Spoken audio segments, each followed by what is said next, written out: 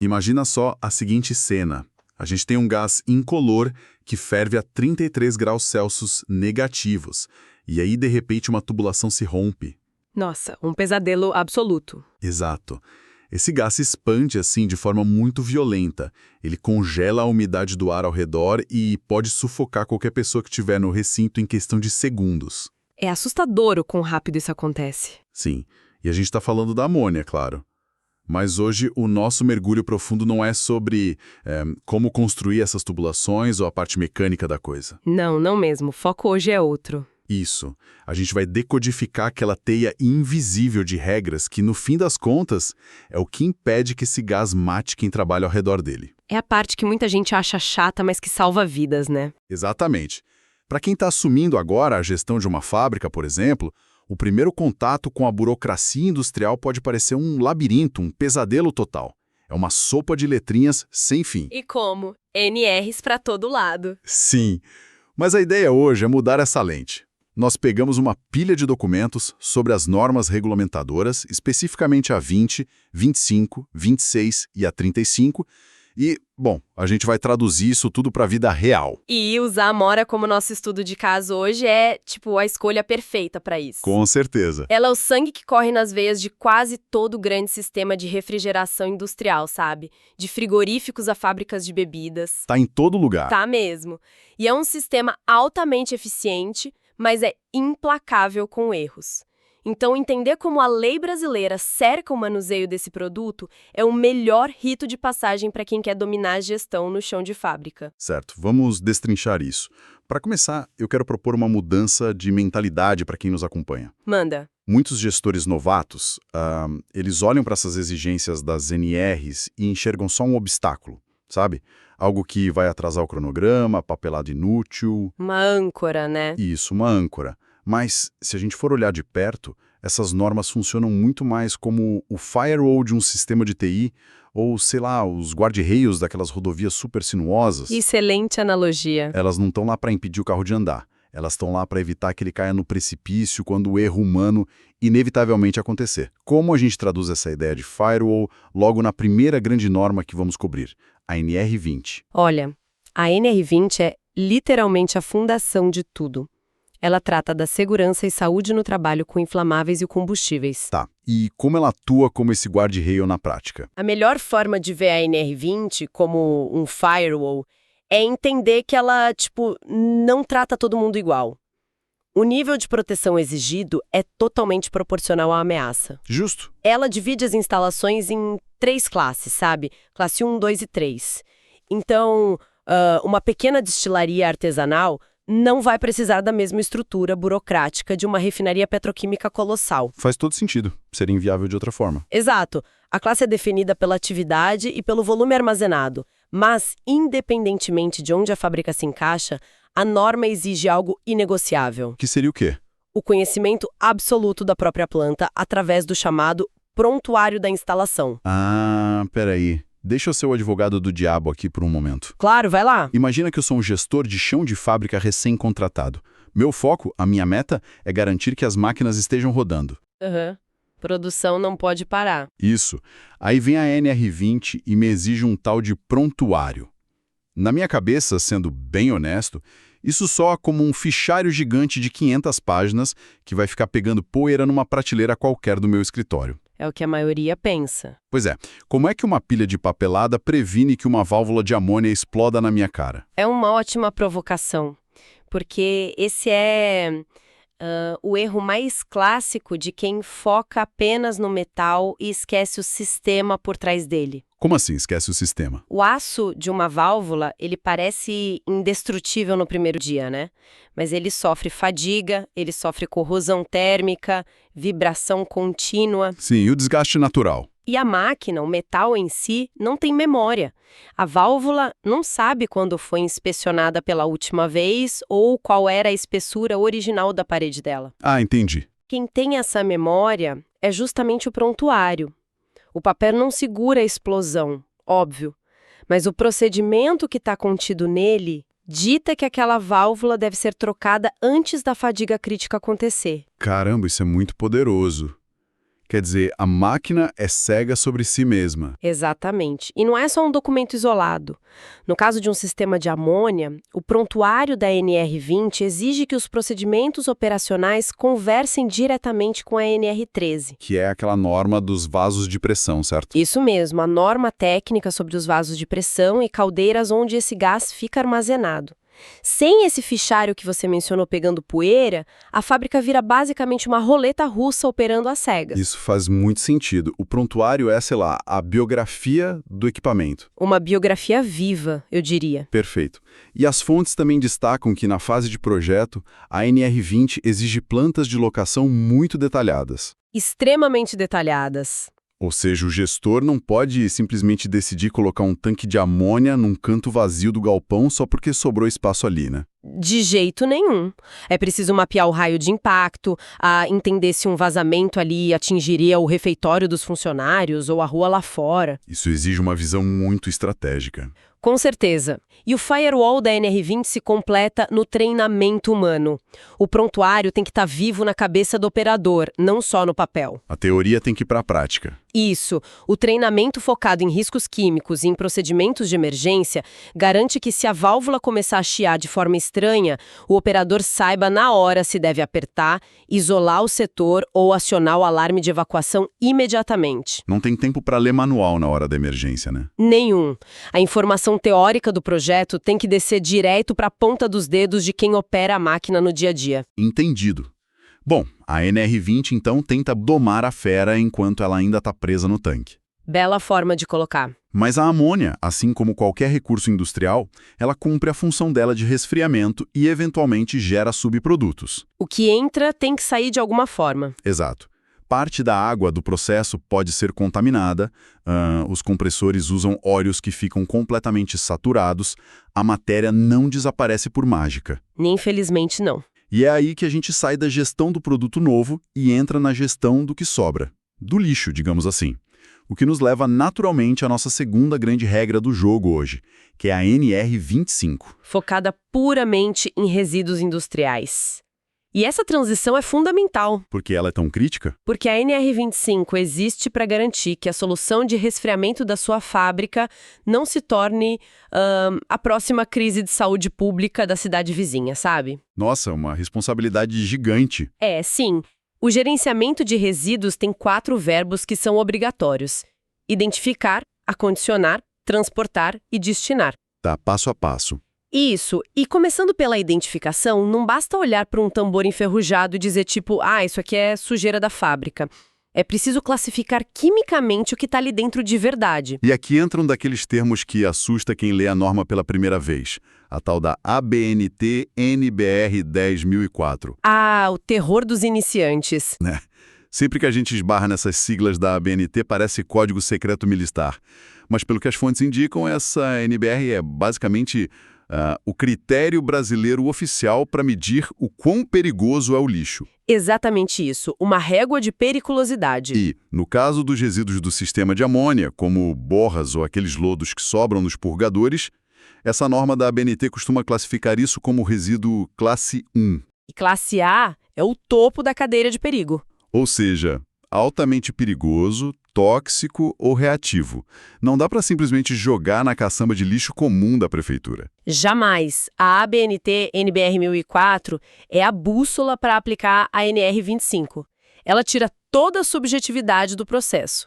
Uma vez classificado como classe A, o acondicionamento sobe de nível drasticamente. O que muda na prática? Bom, soluções aquosas com amônia exigem contenção hermética, recipientes que não reajam quimicamente com o próprio produto e muitas vezes exigem até uma neutralização antes mesmo de se pensar em transporte. Neutralizar a química na própria fábrica. Isso.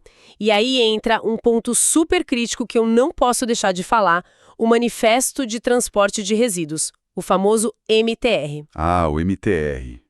Olha, se eu não estiver prestando muita atenção na papelada, isso parece só um recibo de correio glorificado. Mas eu te garanto que é muito mais pesado que um recibo. Como assim? O MTR é uma cadeia de custódia inquebrável.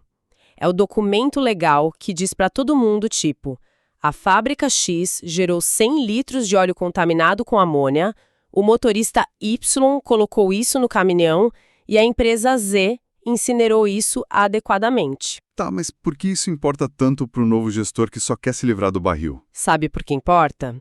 Porque se aquele caminhão tombar na estrada a 100 quilômetros da sua fábrica e o óleo vazar no manancial de água da região, adivinha quem o Ministério Público vai procurar? Vão bater na porta do gestor. Vão bater na sua porta.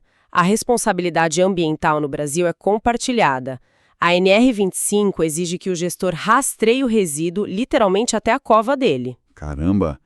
Na prática, a norma transforma o gestor de chão de fábrica numa espécie de guardião ambiental compulsório, né? Exatamente. Não tem como fugir. E neutralizar a água contaminada com amônia para o descarte, isso já é aula de química industrial avançada acontecendo diariamente nos bastidores da fábrica. O tempo todo, sem ninguém ver. Impressionante. Mas vamos amarrar as pontas até aqui para quem escuta.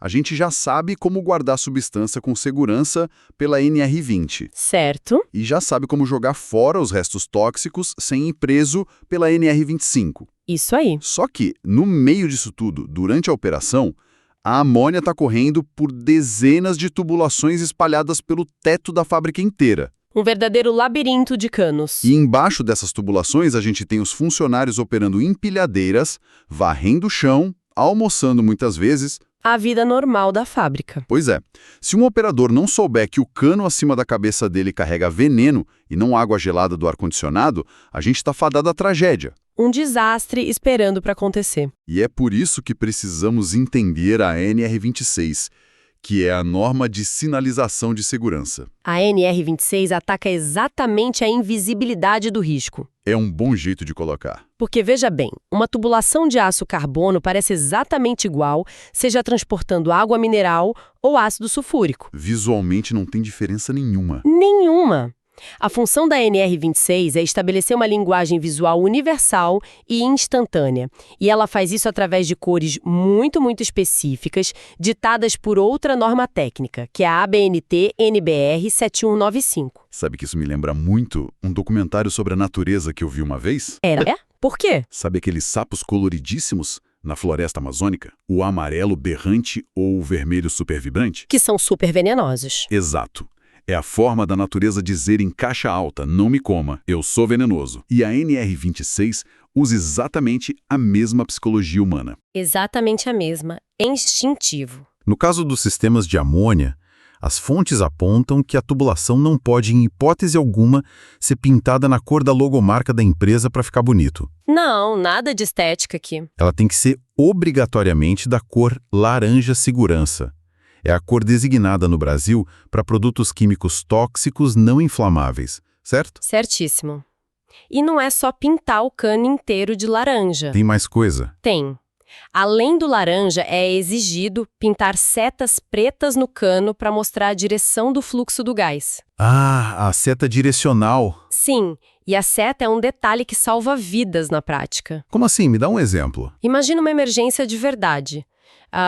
Um vazamento começa de madrugada, a equipe de manutenção corre para o local desesperada, eles precisam isolar o sistema fechando a válvula correta para estancar o vazamento. Certo. Se a tubulação não indicar claramente de onde a amônia está vindo e para onde ela está indo, o técnico pode, no nervosismo, fechar a válvula errada. E aí, a pressão aumenta do lado rompido. Exatamente, ele fecha errada, aumenta a pressão na área rompida e causa um desastre ainda maior. A cor laranja acende o alerta no cérebro e a seta preta direciona a ação de sobrevivência. Sensacional. Mas, pelo que a gente analisou, não é só de tinta em cano que a NR26 é feita, né? As fontes falam muito sobre um tal de GHS. O que é isso e por que é tão crucial? O GHS mudou o jogo. Significa Sistema Globalmente Harmonizado de Classificação e Rotulagem de Produtos Químicos. Um nome comprido. Muito. Mas, na prática, foi uma iniciativa da ONU que o Brasil adotou e internalizou dentro da NR26. E o que ele resolveu? Basicamente, ele acabou com a bagunça de cada fabricante criar o seu próprio aviso de perigo. O GHS introduziu os pictogramas padronizados mundialmente. Entendi. Um padrão só para todo mundo. Isso. Então, nos pontos críticos do sistema de amônia, você é obrigado a colocar aquele pictograma universal de toxicidade aguda. Aquele que é a caveira com ossos cruzados. Esse mesmo. A caveira com ossos cruzados dentro de um losango com a borda vermelha. É um símbolo fortíssimo. Mas olha, as fontes me geraram uma dúvida genuína sobre a aplicação prática disso no dia a dia. Pode falar.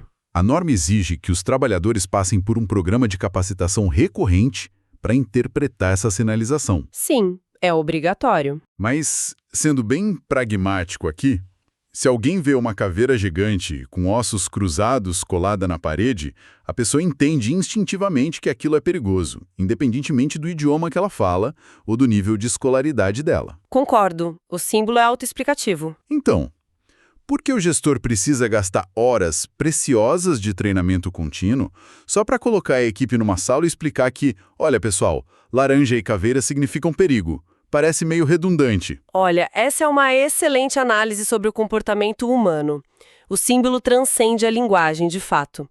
Mas tem um fenômeno psicológico aí. Qual? A caveira assusta no primeiro dia de trabalho. A pessoa olha e tem respeito. No segundo dia, assusta um pouco menos. Acostuma, né? Por baixo daquela mesma caveira, carregando um copo de café, mexendo no celular e nem olha para cima. O termo técnico para isso na segurança do trabalho é cegueira de rotina. Cegueira de rotina. Sim, o nosso cérebro apaga, ele ignora os estímulos que estão sempre presentes ali para economizar energia. O treinamento exigido pela NR26 não é apenas para ensinar de forma inédita o que a placa significa. É para dar um choque de realidade. Isso, é para reacender constantemente a percepção do risco na mente da equipe, para tirar eles do piloto automático. Fantástico. E tem outro ponto, além disso, o treinamento ensina o trabalhador a consultar as FDS, que são as fichas de dados de segurança, As FDS? que funcionam basicamente como a bula do produto químico. E essas fichas precisam estar em locais super acessíveis na área de trabalho, não trancadas na gaveta do chefe. Ah, então é como uma manutenção preventiva do risco pelo risco na cabeça do funcionário e não só uma aulinha boba de cores. Perfeito, é exatamente isso. Faz todo o sentido agora. Bom, até agora a gente lidou com perigos químicos e burocráticos no nível do chão, certo? Tudo no nível do solo até aqui. Mas, como a gente falou, as tubulações estão lá em cima penduradas e os tanques de amônia são gigantescos. E precisam de manutenção. Exato. Qualquer manutenção, por menor que seja, vai obrigar o profissional a pegar uma escada ou usar uma plataforma elevatória. Não tem como fugir da gravidade. Pois é. E no momento exato em que os pés de alguém deixam o chão seguro da fábrica, a jurisdição simplesmente muda. Entra em cena a NR35, a norma do trabalho em altura. E aqui eu preciso confessar algo para quem nos escuta: o gatilho dessa norma me deixou honestamente chocado. Você se refere ao limite mínimo de altura para a norma valer? Exatamente. A NR35 é ativada para toda e qualquer atividade executada acima de 2 metros do nível inferior. 2 metros. Sim, 2 metros cravados. Isso é literalmente a altura de uma porta comum. É quase a altura de um jogador de basquete alto. Se eu subo numa escadinha na minha própria casa para, sei lá, trocar uma lâmpada do teto, eu provavelmente já passei dessa linha de 2 metros. Com certeza já passou. Então, por que o governo brasileiro, ou as normas de engenharia no geral, traçam uma linha de risco letal e exigem tanta burocracia por uma altura que parece tão incrivelmente baixa? Parece muito exagerado até você entender a física nua e crua da coisa. A gravidade é um risco que não aceita negociação, sabe? Não tem margem de erro. Nenhuma. Em uma queda livre de 2 metros, o tempo de reação humana é completamente insuficiente para você colocar as mãos e se proteger. Mas o perigo real no ambiente industrial não é apenas bater as costas no chão liso. Não é um chão de carpete. Não mesmo. É o que a gente chama de queda com impacto secundário. O que seria isso? Quando o profissional de manutenção escorrega do andaime, ali a 2 metros de altura, ele não cai num colchão fofinho. Ele cai em cima de uma válvula exposta de aço. A espinha dorsal dele bate na quina de uma bomba de alta pressão. Nossa, só de imaginar já dá agonia. É terrível. Uma queda dessa altura, num ambiente cheio de ferragens, engrenagens e tubos, é frequentemente fatal ou, na melhor das hipóteses, causa invalidez permanente. Fica muito claro agora. E é por isso que a NR35 exige um nível de planejamento tão absurdo antes de o primeiro degrau da escada ser subido. E por planejamento absurdo, você quer dizer aquela sigla famosa na indústria, a APR. Exato, a análise preliminar de risco, seguido obrigatoriamente pela emissão de uma PT, a permissão de trabalho. Muita papelada. Sim, mas essencial. Você, como gestor, não pode simplesmente mandar um funcionário dar uma olhadinha rápida num vazamento lá em cima. A atividade precisa ser mapeada, os ventos precisam ser avaliados se for numa área externa, o estado do andaime precisa ser verificado peça por peça. E aqui entra um conceito da NR35 que me chamou muita atenção lendo as fontes. Qual parte? Imagina que eu sou o gestor e vou mandar alguém consertar um cano de amônia a 3 metros de altura. O meu primeiro instinto, a minha primeira ação seria dizer, olha, toma aqui esse cinto de segurança top de linha, amarra bem e vai lá resolver. É o instinto natural de quase todo mundo. Mas a norma diz que eu estaria redondamente errado fazendo isso direto, né? Existe uma hierarquia que eu tenho que respeitar. Exatamente. E essa é, na minha opinião, a genialidade da norma de altura. A NR35 proíbe que o EPI, o equipamento de proteção individual, como esse cinto que você falou, seja a sua primeira opção de segurança.